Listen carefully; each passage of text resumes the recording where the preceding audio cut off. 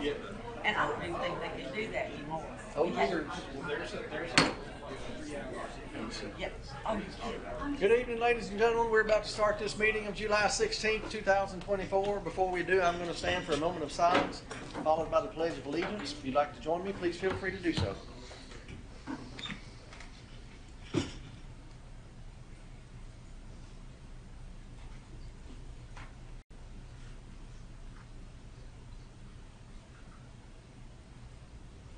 Please join me in the pledge.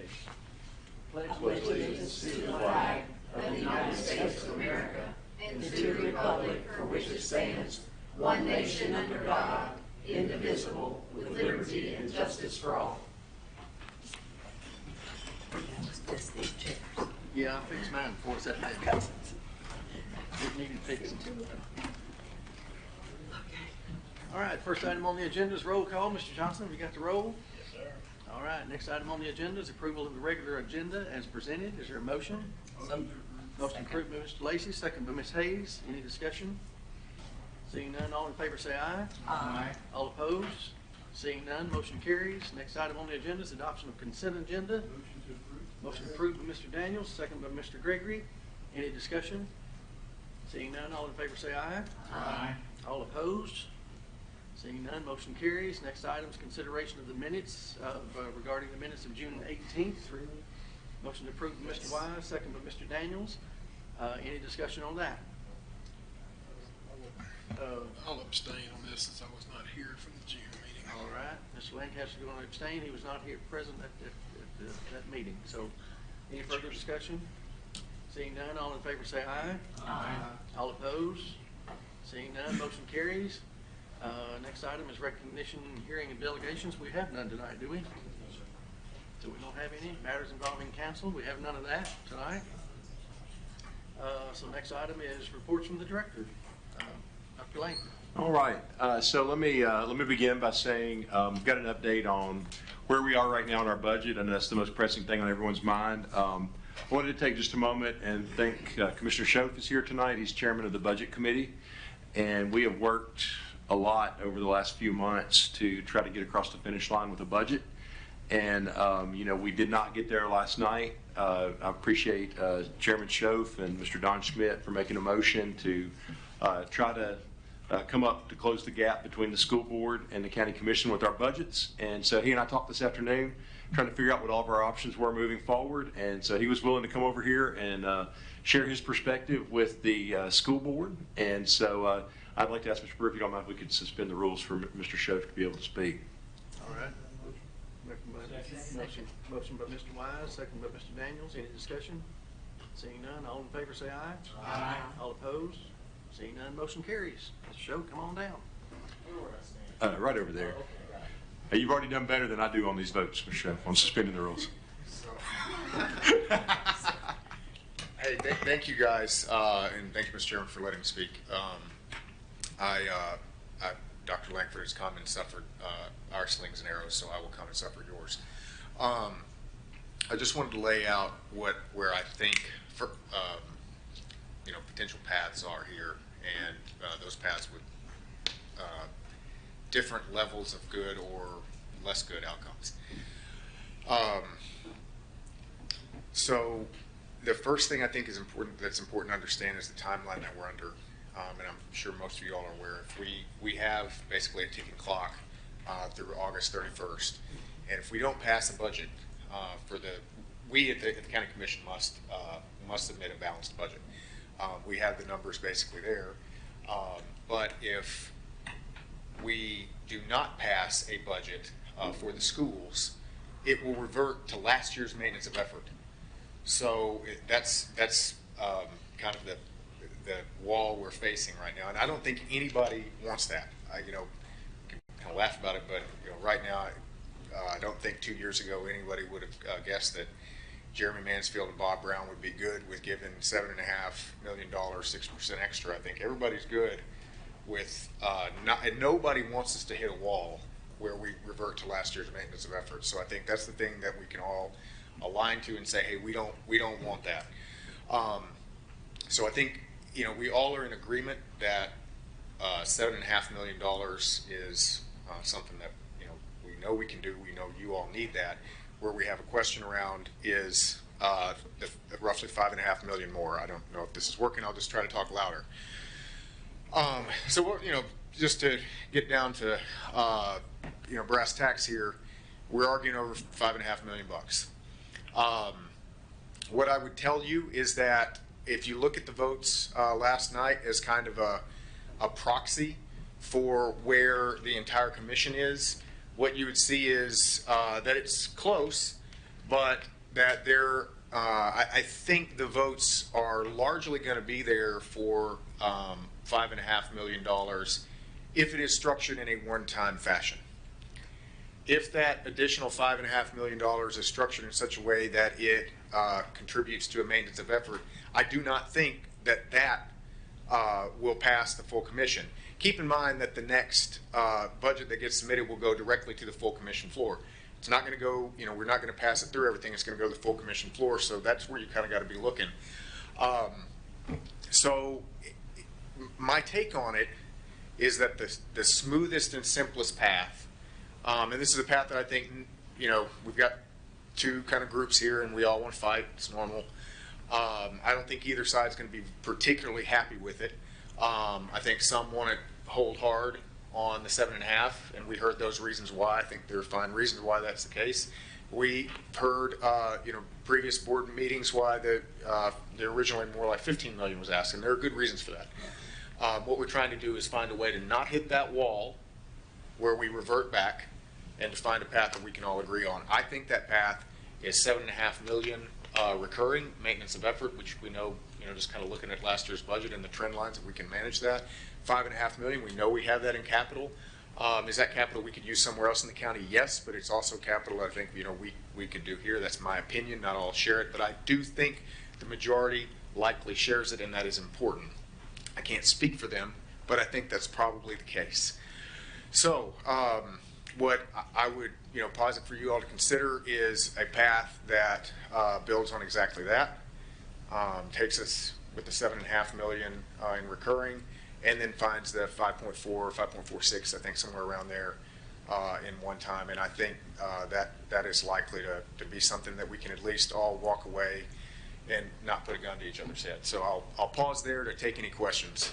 Mr. Lancaster. First of all, thanks for being here. My question kind of is all about timing at this point. I know we have, and I don't know what's true and what's not true, but between you and Dr. Langford, I hope y'all can tell me. I know we're having a special call Tuesday or sometime next week.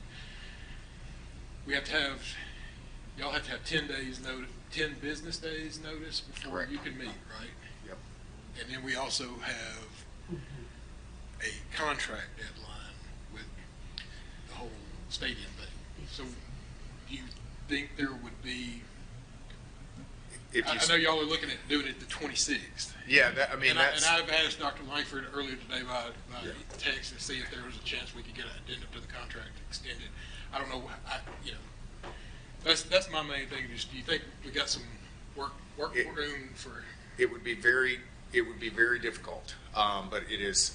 Maybe it's possible. I think it depends on what this board does tonight. I think if this board does, some kind of showing that says, hey, we can move toward a plan that the commission could pass. I think maybe we can try to put together a timeline that can get us there. I will tell you that it's tight. I can't make that promise. No, I'm not. I'm definitely not asking. At this point, I'm not asking anybody to make a promise. I'm just trying to figure out if it's even feasible to figure out a way to. I would really hope that. This is one of these things that in the course of negotiating with some of these folks. It's my opinion. Cut my head off for it, but these are big contracts for these guys, and I think asking we have to get something over the hump by the end of the month anyway. I would think asking for a 30-day extension on that, knowing that they are full well, we're gonna get an answer up or down. I would hope that the business mind on the other side of that would see that as reasonable. That would be my hope. I'm not the person having to negotiate. That's what I'll ask that because I did send you that request today, just to Yeah, see. my concern is that there's another school district nearby that's putting out a school for bid.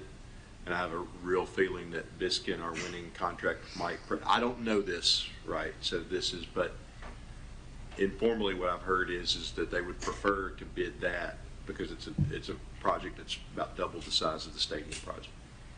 And it's in one location, not three. So that's my concern there. We can certainly ask and find out. I can't turn that around in one day to get a formal, I just would like to be at least proactive on like making the request. No, Say, we're hey, happy to do that, but I know that the problem that you have right now is because I think like 8-9 years ago, it was probably easier to get commercial contractors to extend, but there's so many jobs out there now that they can do. My concern is they're just going to walk. But I don't know. I mean, I can absolutely check on that. But also just want to be realistic on what I think I've heard. At this point, that's what I'm doing. I just want realism from anybody. Yeah, yeah. Thank you, Mr. Lancaster. Mr. Graham? Thank you, Mr. Chairman. So I want to make sure I'm clear. So today's the 16th. Your next scheduled meeting for the full commission is the 29th. Is that correct? 26th, I believe. Is that the 26th? Okay, so from a timing standpoint, if we were to wait until next week to bring this up for discussion and it maybe pass or maybe not pass your recommendation, would that give inadequate time for the commission to consider it? I'd have to look. I don't have a schedule here in front of me. I'm trying to have to back it out. I don't want to give it an absolute yes or no. I think the answer is probably no. At least to get in by the 18th, right? Like, because what you have to do is back up to the 18th and then back up 10 business days from that, and then march forward to the next day from whenever. I guess it would be like the 22nd. It would be very, very tight.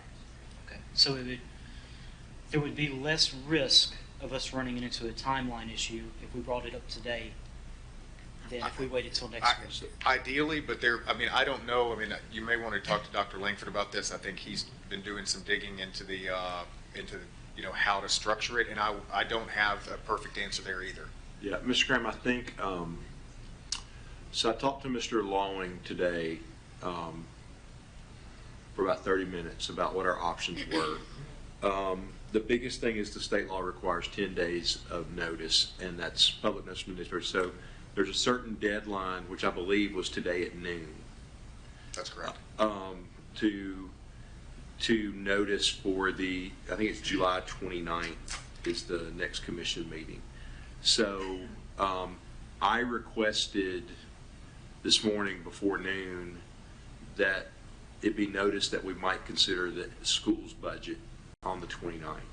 Now, I think that's going to, I think the question there where we're going to have like Mr. Presnell and Ms. Brown are currently looking at all of our options and trying to work through that and looking at the law and everything like that to see.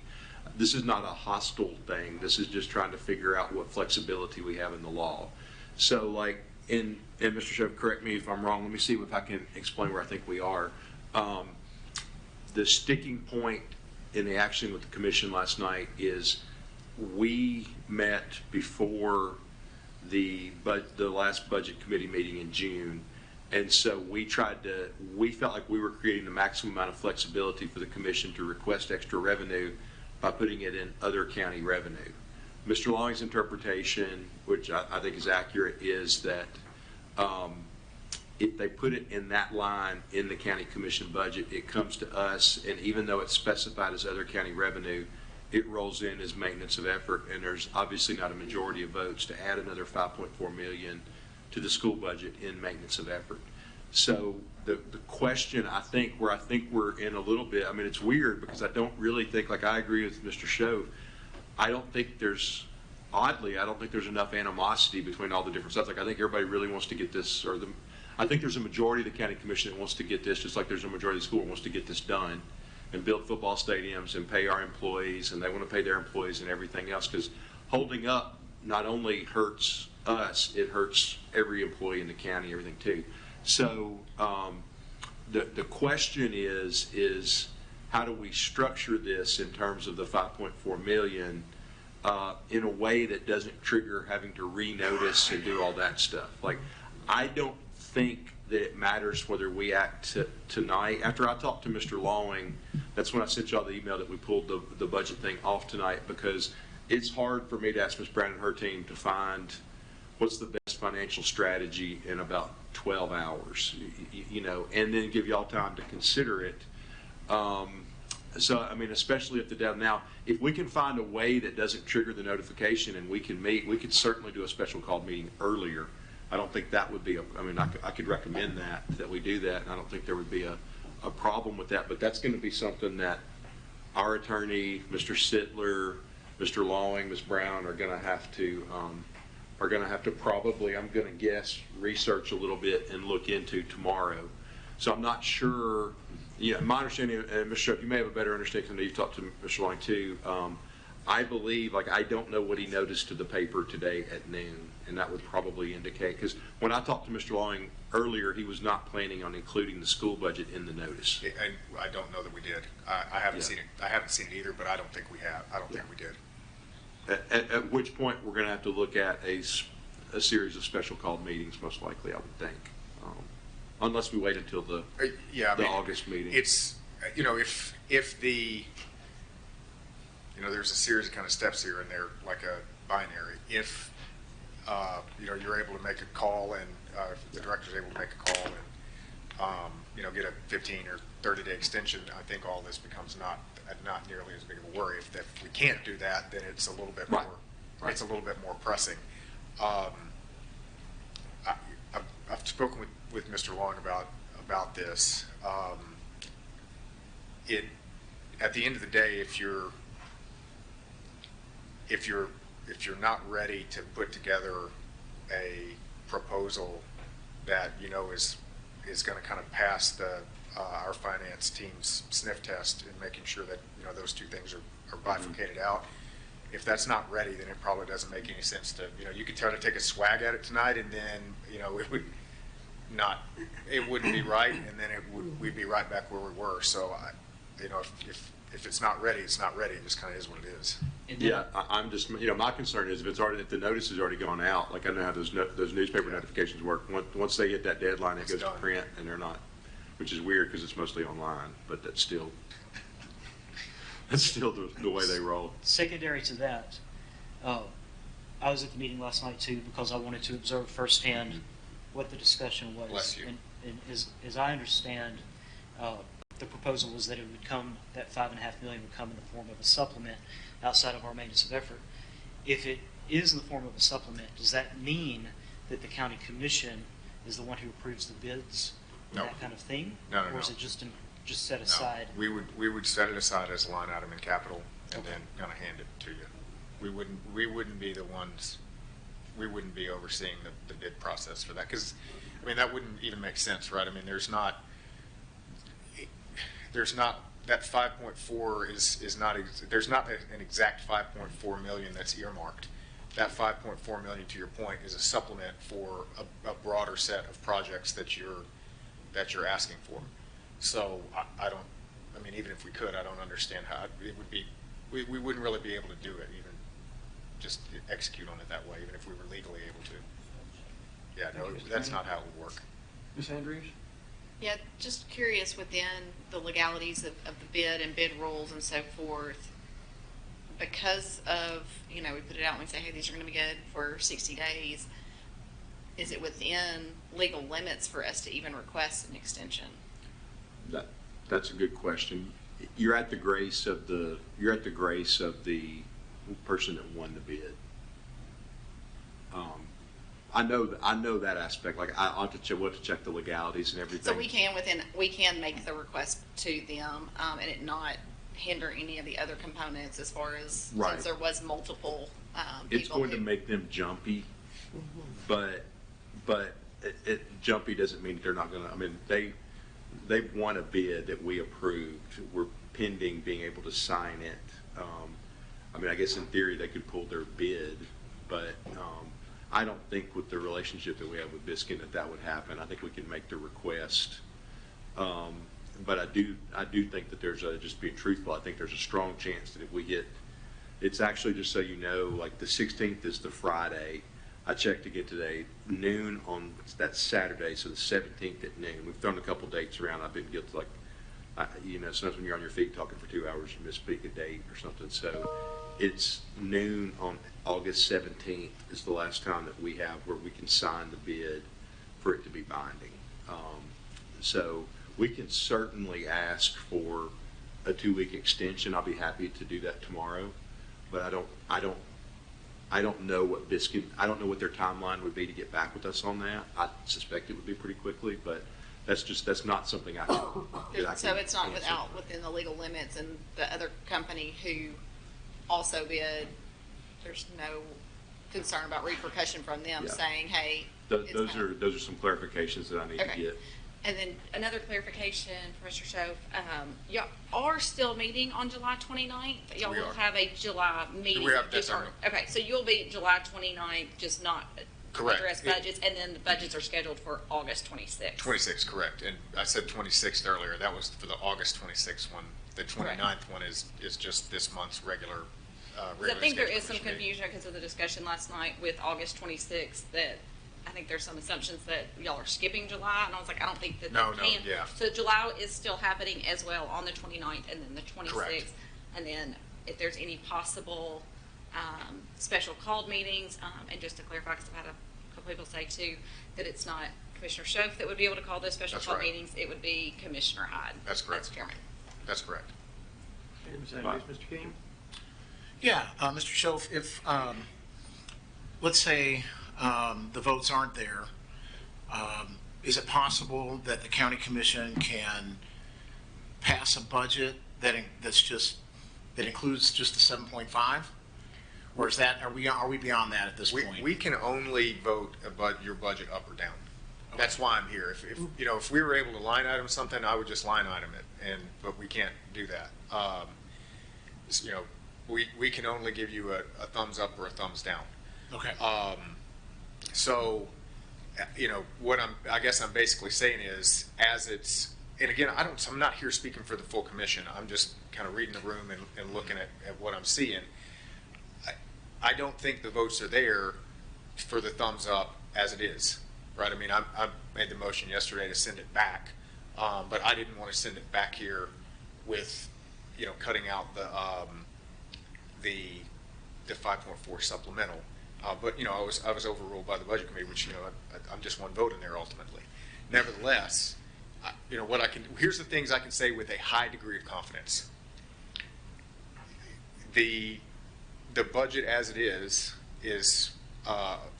very unlikely to get past the full commission. The budget with 7.5 is all but 100% going to get through.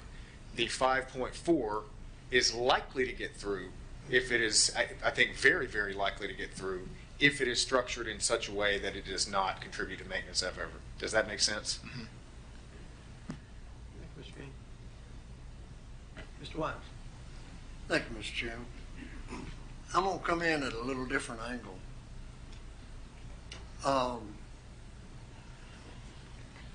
This is a message to this board and to the county commission, and I would ask you as chairman of the budget committee to please share this thought. I got a phone call today from a mortgage originator, long time in the business. And he has a client who is getting a mortgage on a brand new house, a barn dominium. And his young client is a young school teacher in a school system, this school system. His numbers are very, very, very tight. He's depending on the raise that is in this budget to make his numbers work so that he can get his mortgage, so he and his little wife can move into their new home. And he's got to get his room prepared for school to start in, 3 weeks?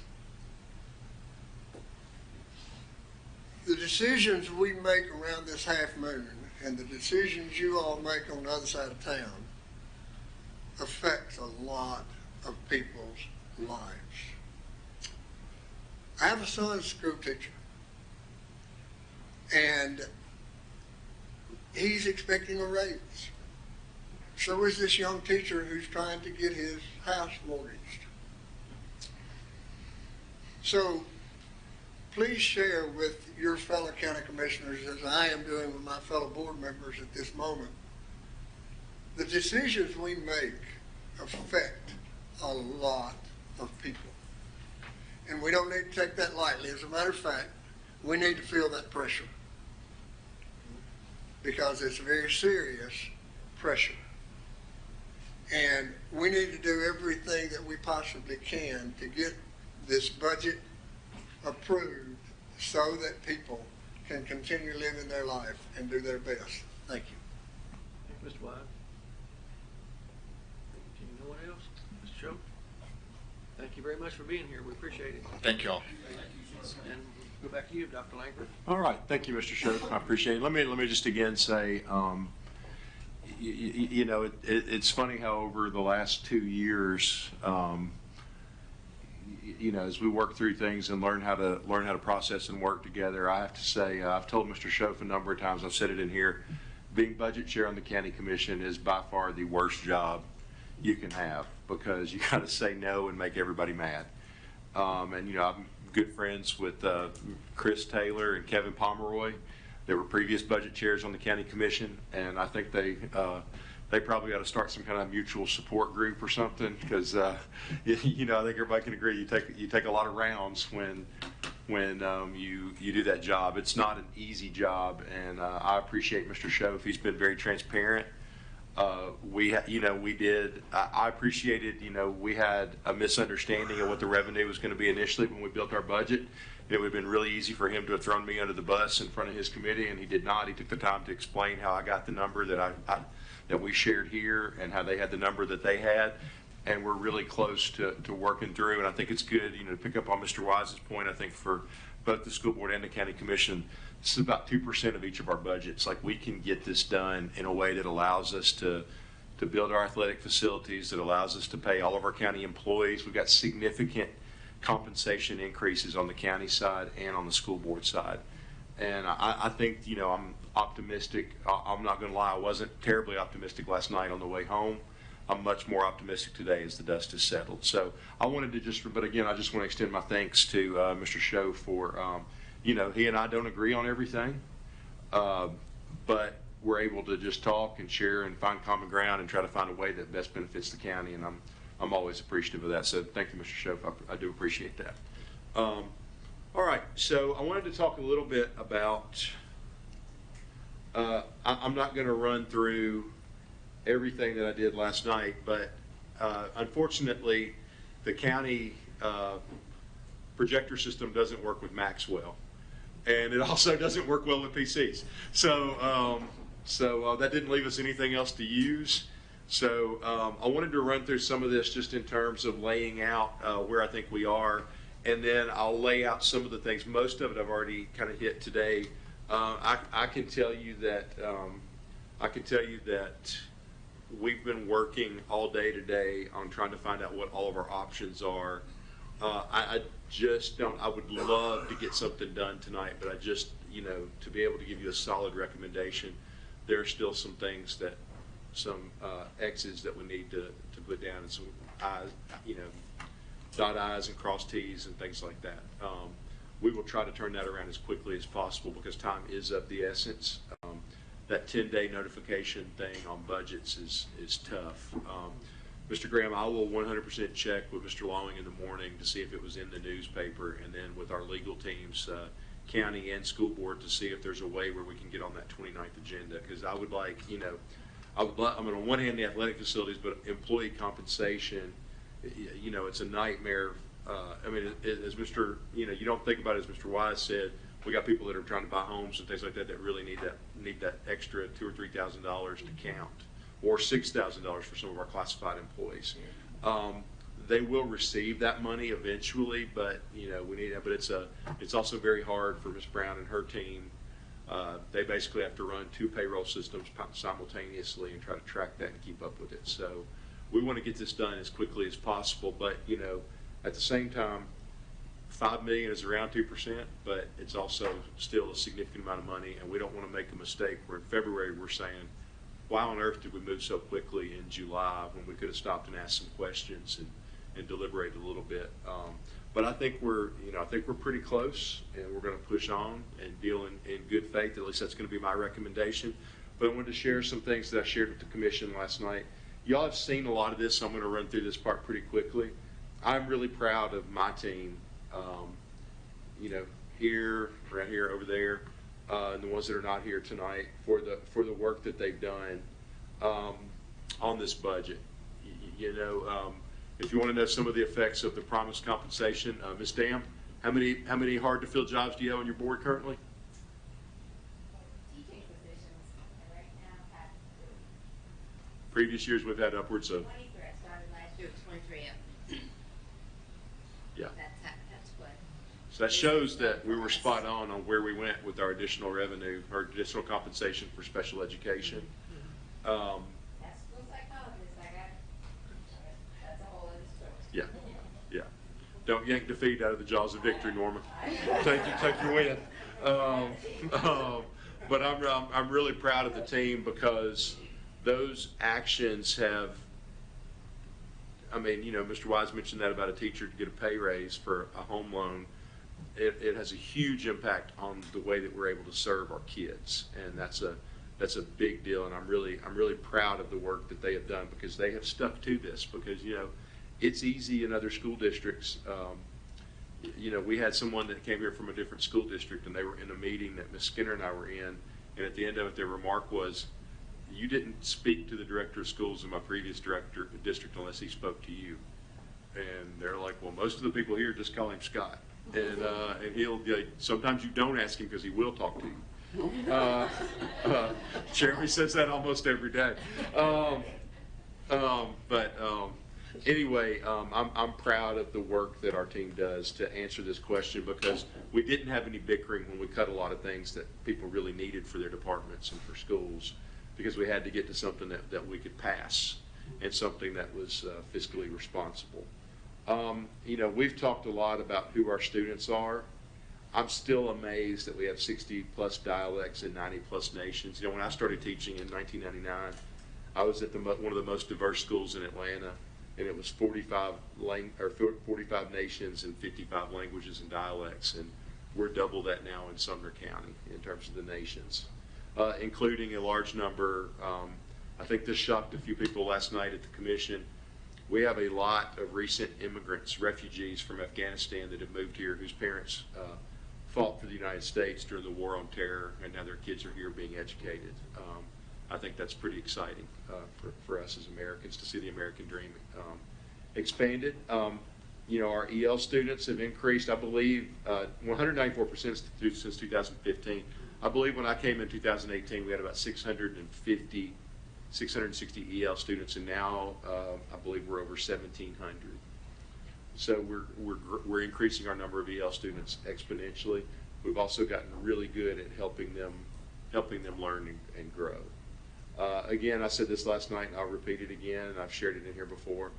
I think some of the highlights of what we do as a school district is the way that we take advantage, is the way that we promote and take care of our special needs students.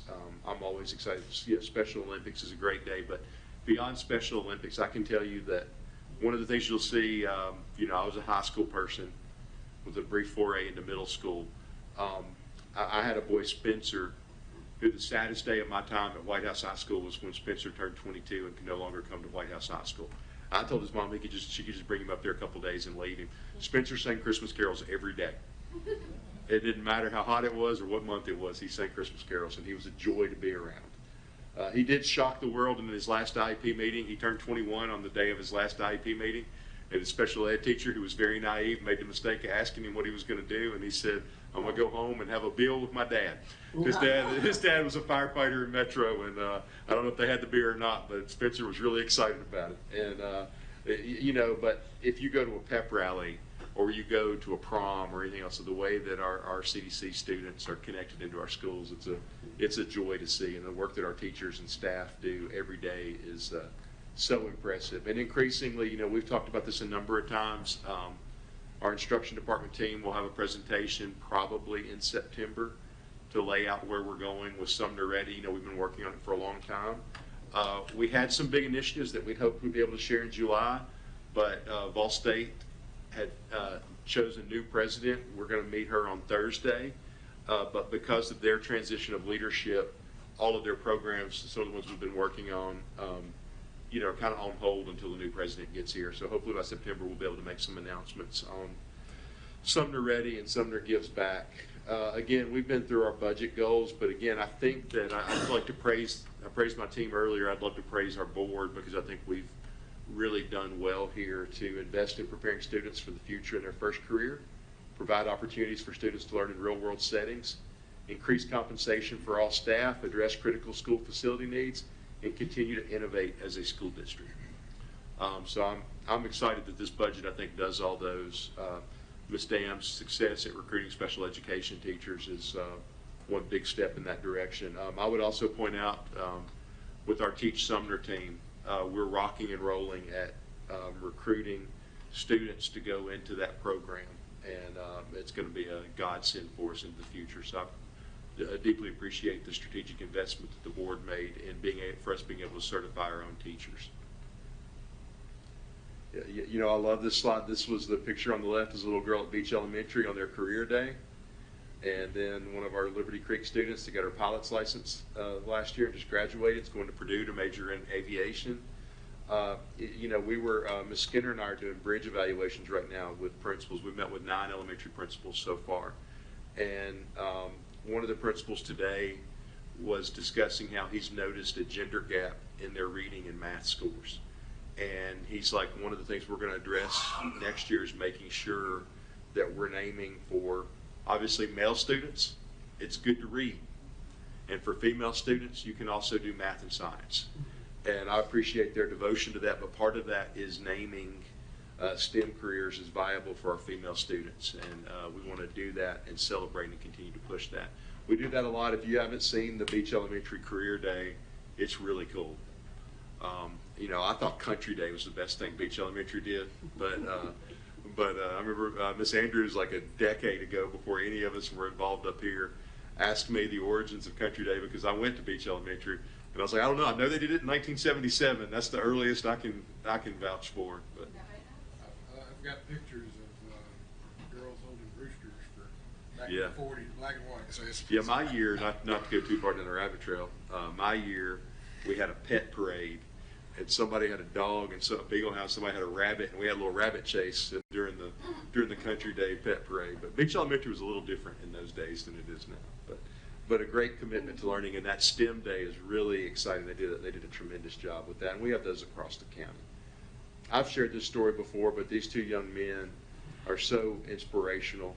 2 great young men at Lakeside Park that helped Judge Gay, and you know, just what was amazing about it is when you talk to them, they didn't really think they'd done anything that special. They just did what they were supposed to. They helped another person that was hurt, and really, really proud of them. I would add, I meant to mention this before we had a moment of silence at the front. I can't go into too many details, but if you could keep the Lakeside Park School and community in your prayers. There was an untimely death this weekend of a 2nd grade student, and it's just a horrible, horrible tragedy. But that school is really hurting across the board, principals, teachers. The SRO put up a post yesterday that just broke my heart. You know, if you know Mondrikas, he's got the biggest heart of anybody in the world, and he said, you know, I'm going to miss greeting you in the morning when you get out of your car, and I'm going to miss your smile when I see you in the hallways. And it's just heartbreaking. All right, y'all are very familiar with the budget process, so I don't think I need to go through that. I wanted to go through, we shared this with the commission last night. I will share with you, like, this is where we are now with TISA.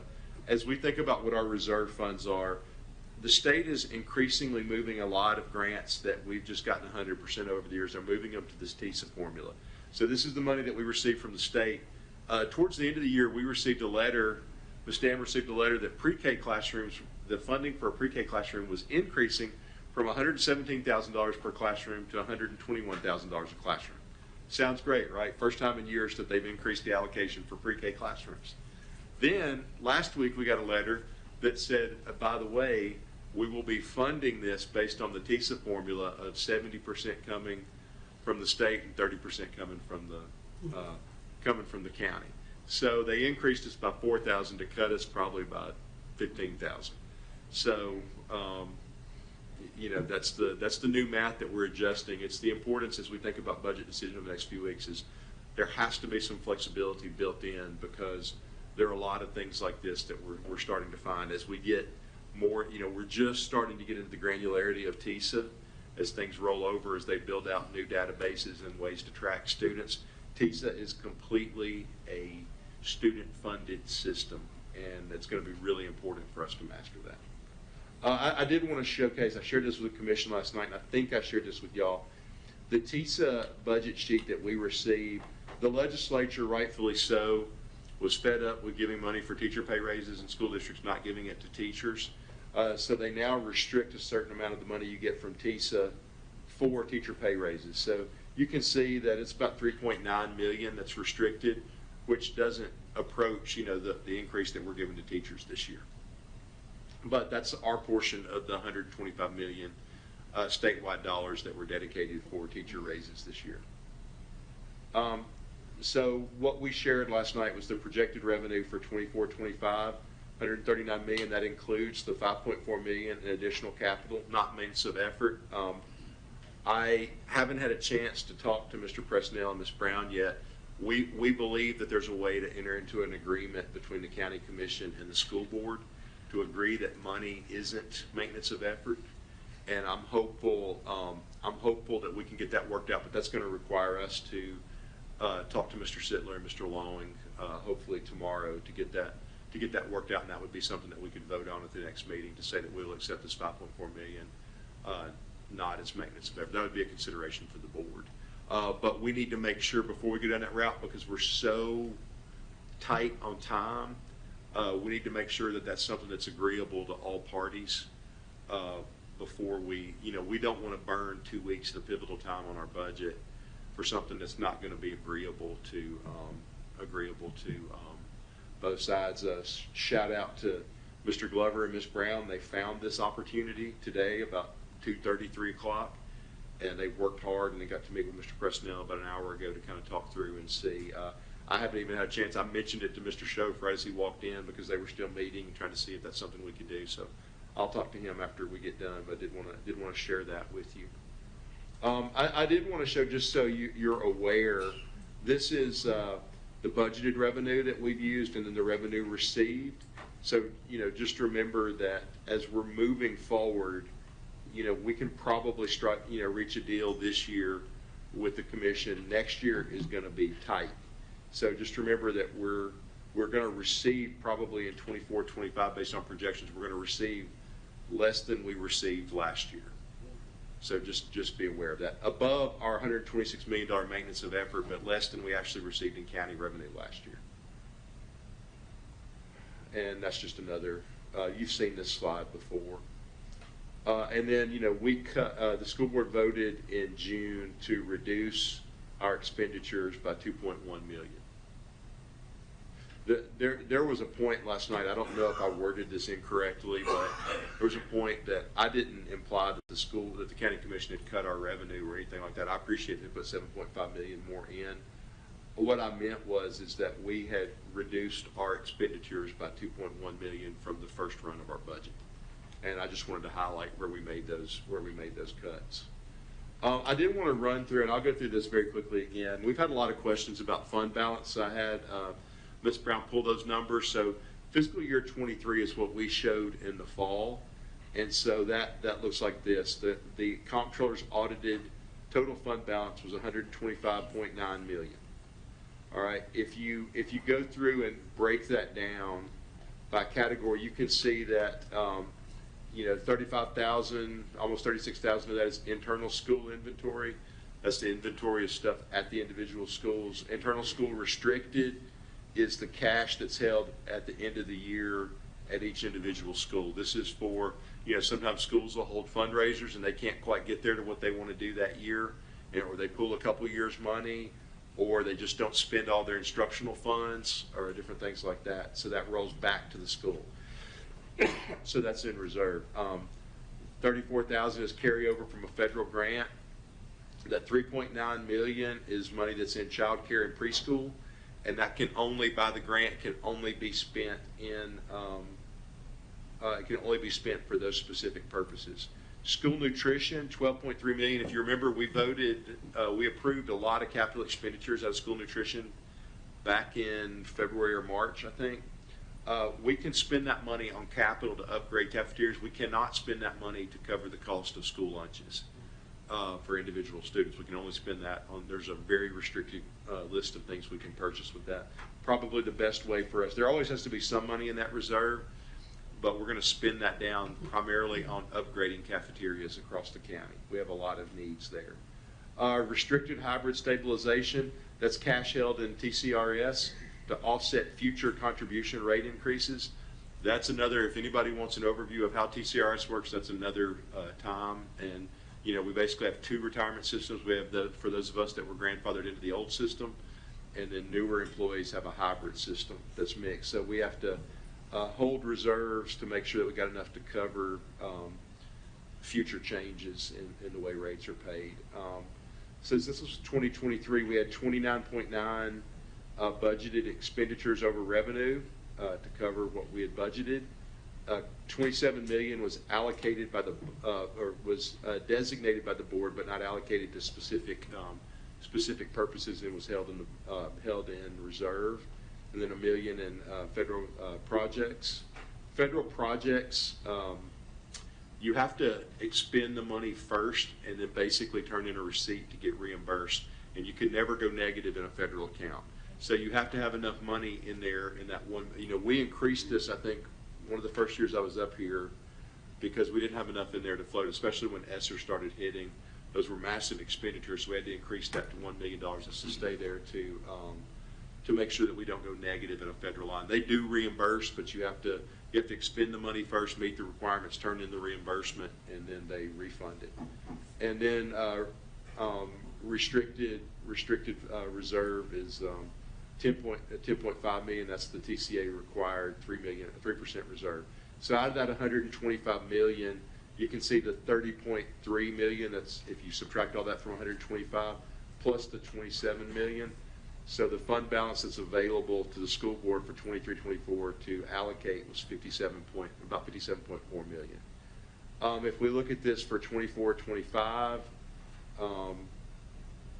is that right, Amanda? Is that 23-24?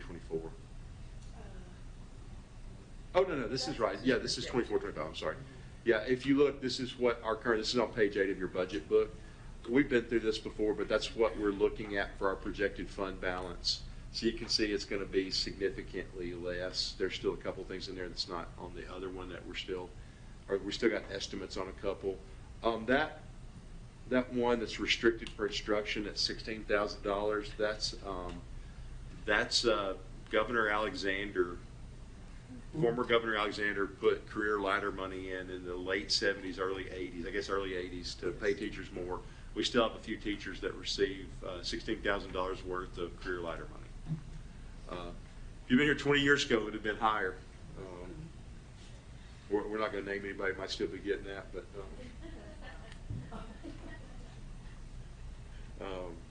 expenditures, you know, just a reminder, 82% of our expenditures go to salary and benefits. And our big year-over-year increase from 24 to 25 is salary, benefits, and capital. You know, I think our budget's pretty easy to understand this year. It's increasing compensation and increasing capital outlays.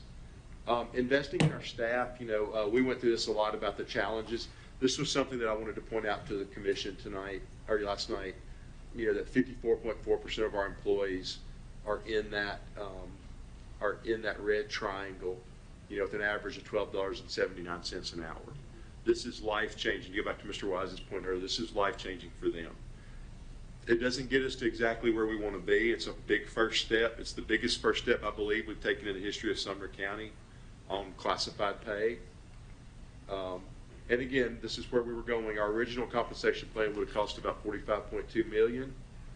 Where we went to, was increasing all classified staff to $16 an hour. It cost $12.8 million, but the average raise for 190-day employees $5,700, for a 200-day employee almost $6,500.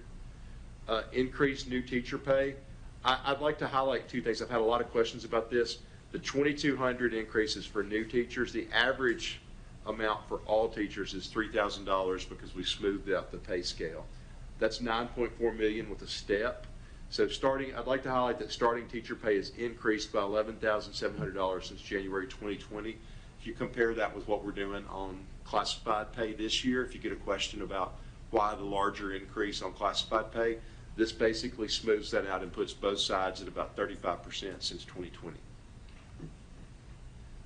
And then, as we mentioned earlier with Ms. Dam's success in recruiting special ed teachers, the additional $10,000 that cost $4.7 million has been big in those recruiting efforts. We will vote in a future month. I need to talk to Ms. Brown to see when we'll do this.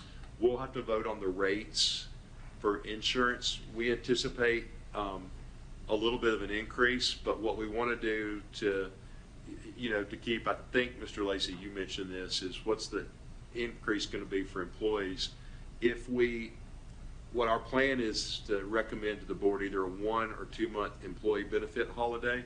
We can spend that down out of our reserve. It's a good use of our reserve balance, and it benefits our employees, and it offsets any increases in their health insurance if they take our health insurance from us. If they don't take our health insurance, then they're not affected by the increase in rates anyway.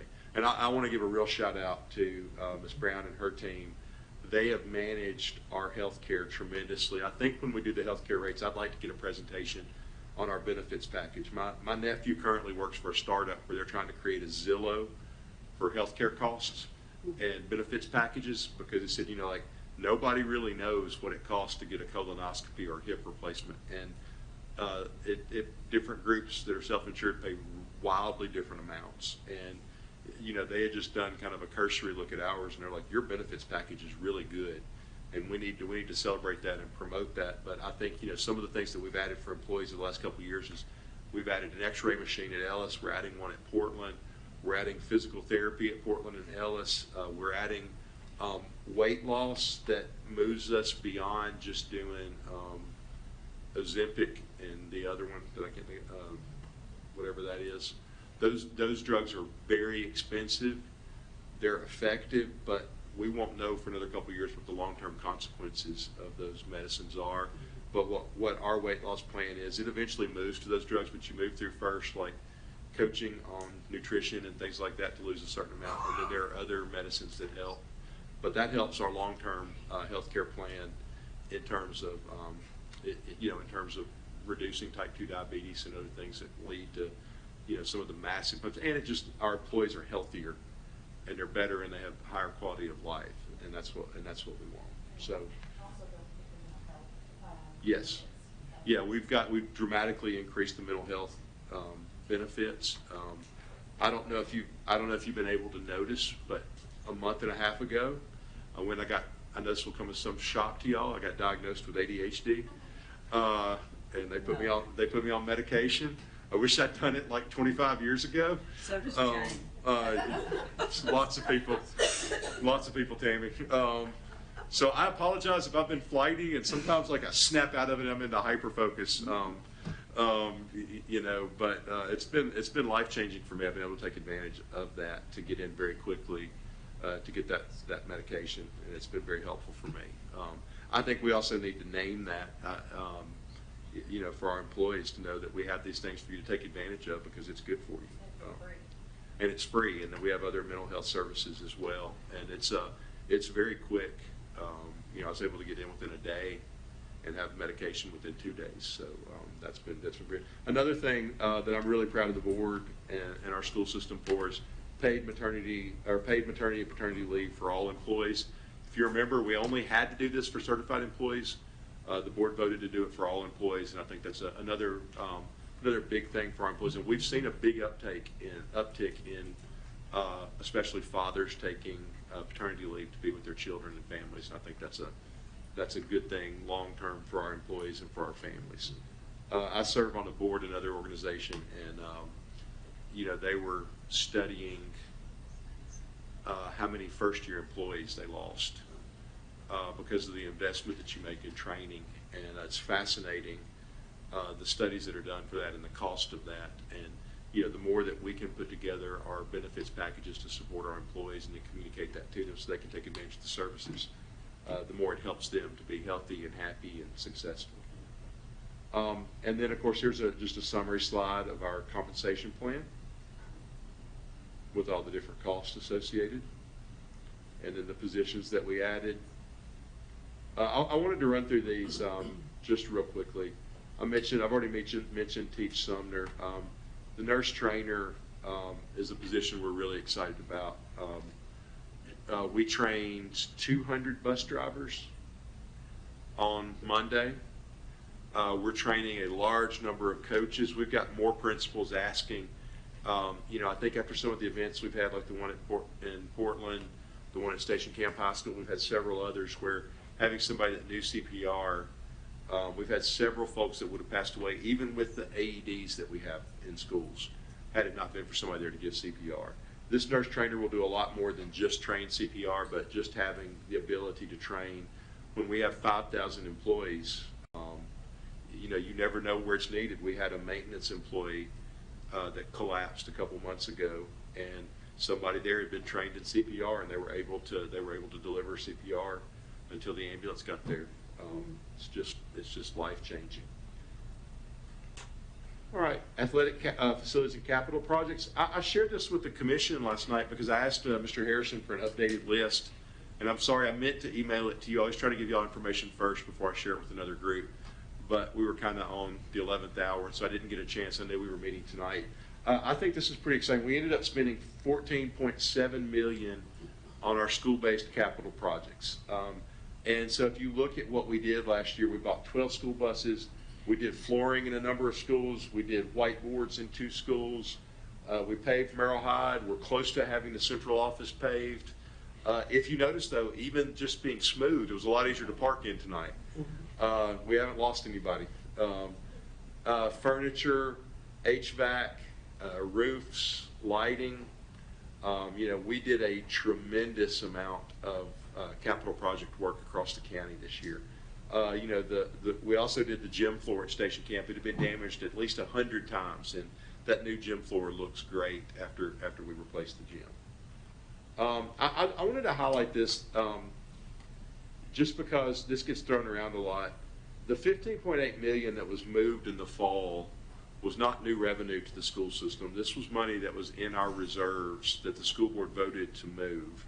So we did not receive $15.8 million in additional money from the county commission last year. That was money that was in school reserves that we moved to capital and then later some operational expenses. This is just a snapshot of our total expenditures out of that $15.8 million. Rental bleachers were not capital. Obviously, those are operational expenses. But the rest, you can see kind of how it breaks down. If you drive out tonight, if you drive by the football field at Gallatin, it's been recentered. It's got a lot more room on the sideline now than it did. New goalposts are going in. They're close to that. They're going to re-side. This capital money went to do that for Gallatin High School. A lot of the rest of that is the architecture design fees. I know our team met with Portland yesterday. I think they met with Station Camp today. That may be later on, but they're going around now, meeting with a lot of the groups for our next phase of capital projects. And let me share this with the board. I think to a T, every middle school band director has expressed their gratitude to the school board for the almost $1.3 million that we expended for the needs of. Some were almost in tears because they had nothing, or they had stuff, but they didn't have the stuff that they needed, and they didn't have the quality of stuff that they needed to take great pride. When you look at, I can remember years earlier when every school had a band with about 100 kids in it. Some of our bands, it's been a struggle to stay there. Some of that's because there's about 235 things kids can do now, and we have like 6. But a big part of it is you have to invest in band in 6th grade for kids to be able to participate in high school. And so I'm thrilled that the board voted to make that investment. It was well received and appreciated by our middle school principals and band directors. And again, we voted on the bids last month, and then these are additional projects that are included in our capital projects budget. Okay. I'm happy to take any questions. Mr. Lacy. Yep, the 22 million, I guess that was the new proposal for the bleachers. That's just at Beach in Hendersonville, pretty much. Beach, Hendersonville, and Portland. It's the home and visitor side at Beach and Beach in Hendersonville, and the home side at Portland. We've already built the bathroom facility. It now has power. Everything in Portland is powered up, Mr. Gregory, about ready to go. They've got a little bit of plumbing work to do still, but the epoxy floor should go in this week. So yeah, but it's Beach, Hendersonville, and Portland. How much money is being spent at Beach out of that 20? How much is it? 22 million?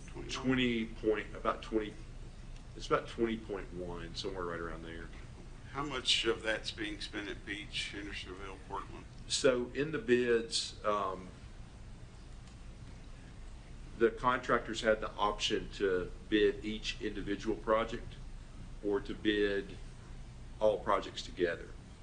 The two that bid all three projects together. So they did not provide, they gave a square footage, I believe. Hang on, let me see it. Biskin gave $128 per CY. I guess that's cubic yard. And then the other A&K Construction, whose bid came in at $21.9 million, did 95.55 at Beach and 134 at Hendersonville and Portland.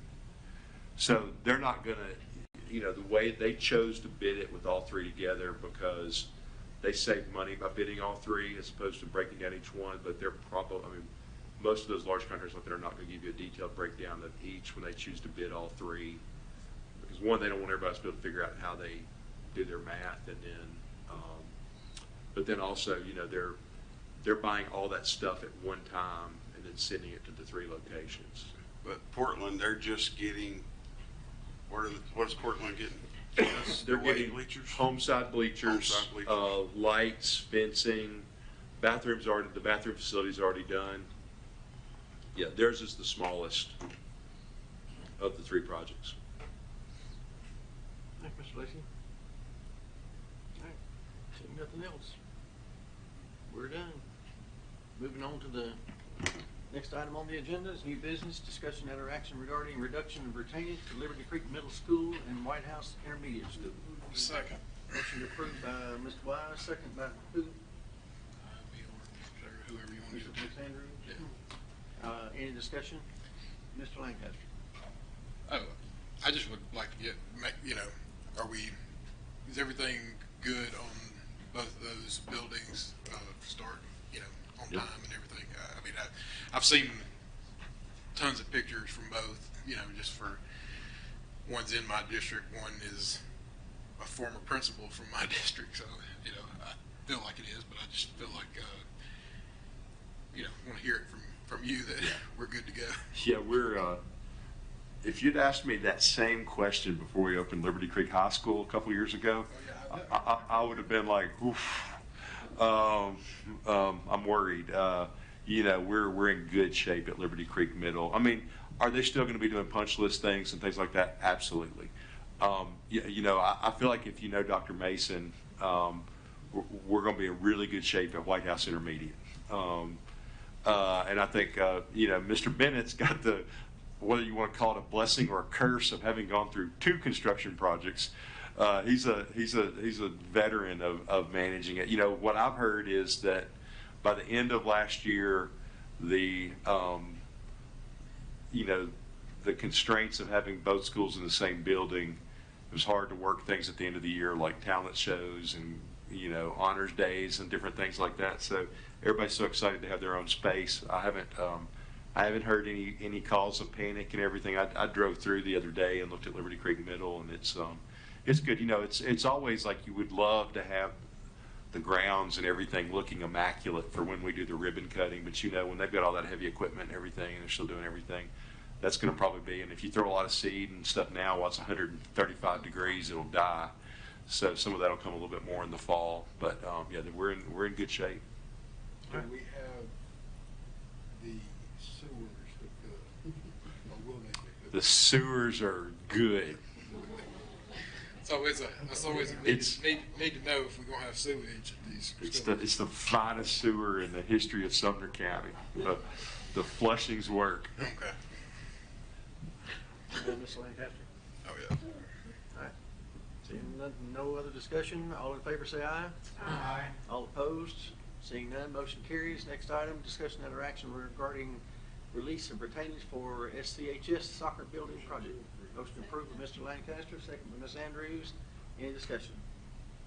Seeing none, all in favor say aye. Aye. All opposed? Seeing none, motion carries. Next item, unfinished business, discussion and action regarding amendments to the federal budget. Motion approved by Mr. Daniels, second by Mr. King. Any discussion? Seeing none, all in favor say aye. Aye. All opposed? Seeing none, motion carries. Next item, discussion, I'm running out of discussion interactions. We're down to study session items. We don't have study session coming up, do we? We do have one coming up in August, but we really haven't discussed items for it because we've been kind of stuck on when and where we're going to do the special call meeting for the budget. So that would probably be the next thing y'all got coming up. All right.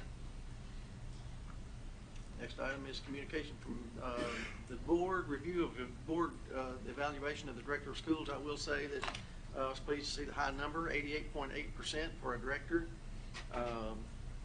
Everybody's performance evaluation is on board docs, so if you want to see what anybody else wrote or said, it's there it's public information, so it's there for anybody to do that. I was really glad about the student achievement. He's doing what his background is, so he's doing a good job. So with that,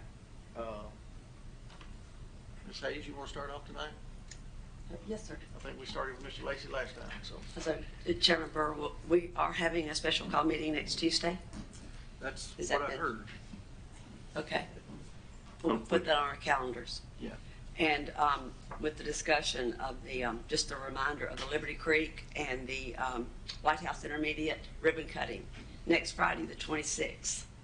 These invitations were at our desk, so yeah, that'll be a fun day. Yeah. Did you get one? You know, there were in envelopes in your box. If you want to look at this and mark your. Mr. Lancaster, you got a whole bunch of them. Yeah, there's a box. Isn't it 11 and 1? No, 11 and, I'm not looking at it. 11, Hang on, I got it on my calendar. Liberty Creek, 10 and 1. excuse me, 10 and, okay, Liberty Creek is at 11 a.m. Oh, Friday the 26th, and that will go till noon. Liberty Creek Middle, we'll start there. Then we go to White House Intermediate on the 26th at 1 to 2. July, Friday the 26th, a week from this Friday.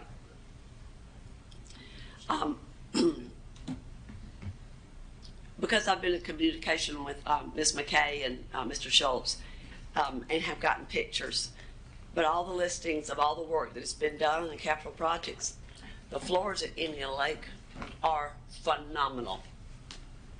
I mean, it's beautiful. And I know that Andy Brown, short on hands, maintenance workers, but they're doing a remarkable job because that is quite a process to pull up the old. And then they have to, when they lay the new down, you have to, what they call it, wash. There's some kind of wash thing, and then they wax. So everybody's so willing to PTO, help get things dusted and cleaned, and just, you know, all of the volunteers to do the best we can for the schools to be open. But I appreciate Andy, and I know they've been very, very busy this summer with all the projects. So looking forward to the start of a new school year and praying we can come to an agreement on our school budget and not have to go past the deadlines. Remind me, when is the bid deadline? it is August 17th at noon. We'd like to get it done Okay. on that Friday on August 16th. Okay. Thank you. We'll sign it on Saturday morning if we have to. Thank you, Ms. Hayes. Thank Mr. you. Lancaster? Really, the only thing We're about to start back again. Always want to make sure to give a shout out to our Family Resource Center. I know they're having a back to school clothing giveaway on August the 1st from 9 a.m. to 4. And any Sumner County student can participate. But also, when we go shopping for new clothing for our kids and your kids, just make sure that when you clean that closet out to consider donating to our Family Resource Center, which is right here. So appreciate the work that Kathy does. That's one thing we did say we were going to bring her in at some point. So we can put that on the to-do list. Maybe in August. That's a great idea. Thank you, Ms. Lane. Pastor, Ms. Andrews? Yes, thank you. I do want to just reiterate and say thank you to Commissioner Show for coming tonight. I feel like, thinking back, that's probably one of the first times that we've had a budget chairman come and speak and have direct dialogue with the board, and I just appreciate that so much. I feel like that we'll be able to come to an agreement and so forth. I do have one question I should have asked earlier, specifically, and I feel like it does have to do with the budget, but paving at Beach, obviously we're in that time crunch. I don't know that that's going to happen prior to school starting, and I feel like it's probably contingent upon, budget passing and so forth. That's still on the radar. That's still something that we are looking to do, because obviously that's much needed. Yeah, I think probably we're looking at that crater being a repair in the short term, because we can't do any capital right now. But maybe addressing it during fall break or something like that, similar to what we did with Merrill Hyde, if that's a possibility. Yeah, if we can get, it's just going to depend on, obviously, on where our budget winds up. If we have that 5.4 million, there's a lot of projects like that we can begin to look at once we get our, our final numbers and everything. But we're entering into a time frame where we're going to have to. We made a strategic investment in compensation in our capital projects, so we're going to have to look at everything. But yeah, I'd love to get that done. I drove out there last week and looked at it. Yeah.